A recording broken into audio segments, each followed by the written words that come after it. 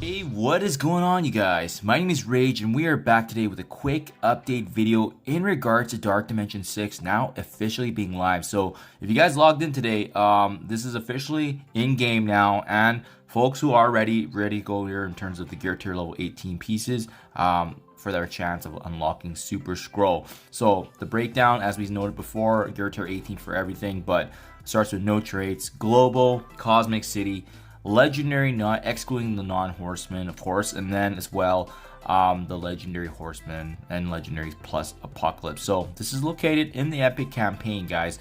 This is, you know, as a result of the reworks that's been done, and everything's kind of, both the apocalypse saga and scourge related items are here in addition to the dark dimension. But more specifically, guys, I wanted to point out and give a shout out to Beta Real Bill right now, because take a look at this guy. He's absolutely crushing it right now.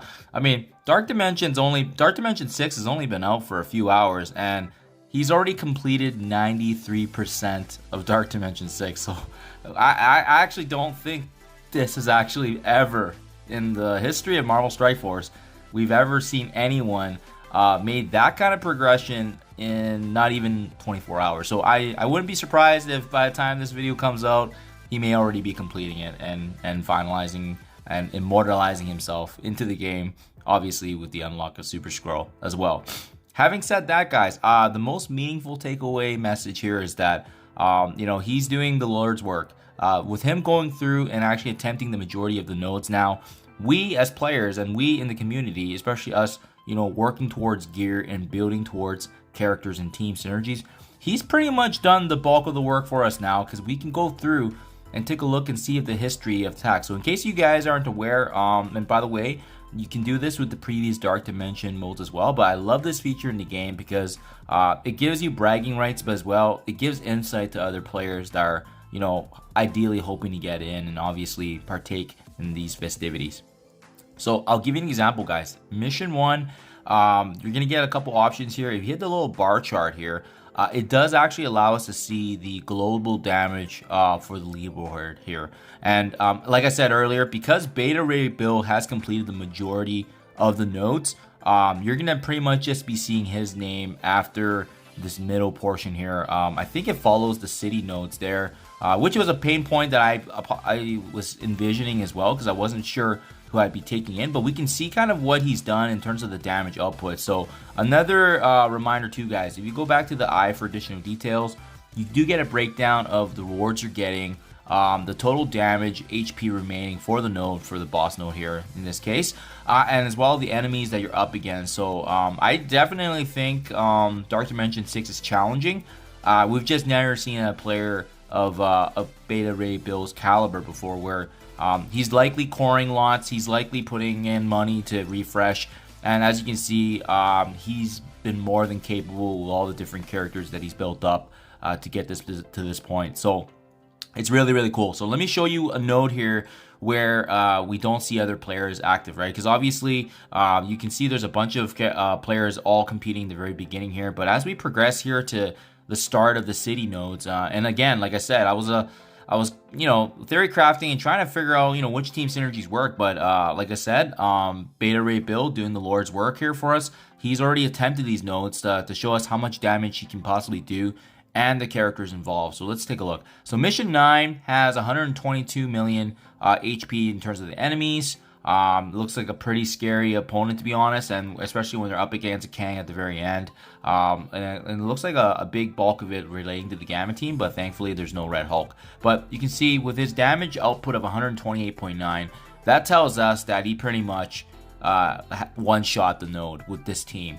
So it gives us some insight in terms of the potential synergies and teams that we can build, and the characters that actually do have success in the node.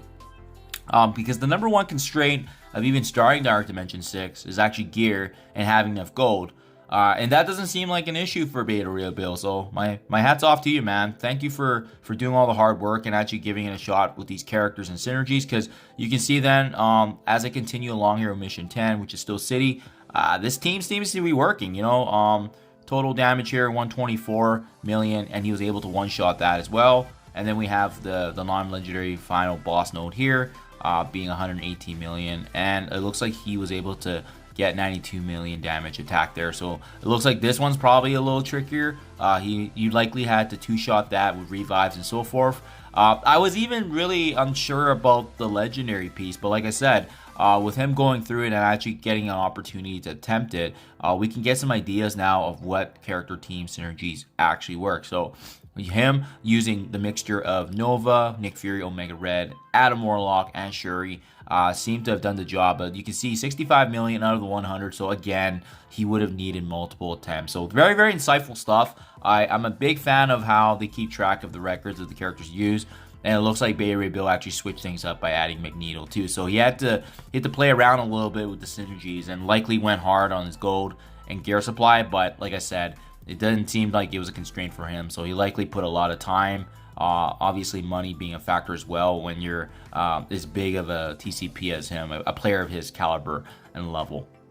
Now, what the other question mark I had as well was like, could the legendary characters, non-horsemen, get the job done for the last two nodes? And let's take a look here. He was able to get 100 million damage strike on this 187. So it looks like he needed some multiple attempts on here as well. But he did bring in the Horseman plus Nova and Apocalypse. So he must have, I would assume he likely tried to use some of these synergies from the past legendary characters. It probably didn't work. And now that he's done 93% of it, there you go. He just did a 261 million damage on this node, and that's a 310 million total. So you know what? That means by the time, yeah, like I said, by the time this video is out, he may have already completed it. So wow, absolutely just providing a lot of value for the community. But now we can get some insight in terms of the characters to build. And the best thing is, guys, MSF.GG does have a Dark Dimension 6 planner as well. So that's MarvelStrikeForce.com rebranded. But if you still type in MSF.GG on the website, it'll direct you there. You can start kind of plotting in some of these character synergies and teams that other players are using. But it looks like, yeah, there's Fate's Fury, who's been known in the past to be successful as well. But Beta Ray Bill just absolutely took this by storm. And wow, just a great individual effort in the community to get this far. Absolutely huge, guys. So yeah, thank you so much for at least kind of guiding us along the way here, and we'll definitely be reviewing and taking a look at it as other players attempt these nodes. But I mean, it's great to get this feedback and start to see which team synergies work, especially for us building towards attempting this in the coming months. Thank you as always. Do let me know what you guys think in the comments below, and I'll catch you guys in the next one.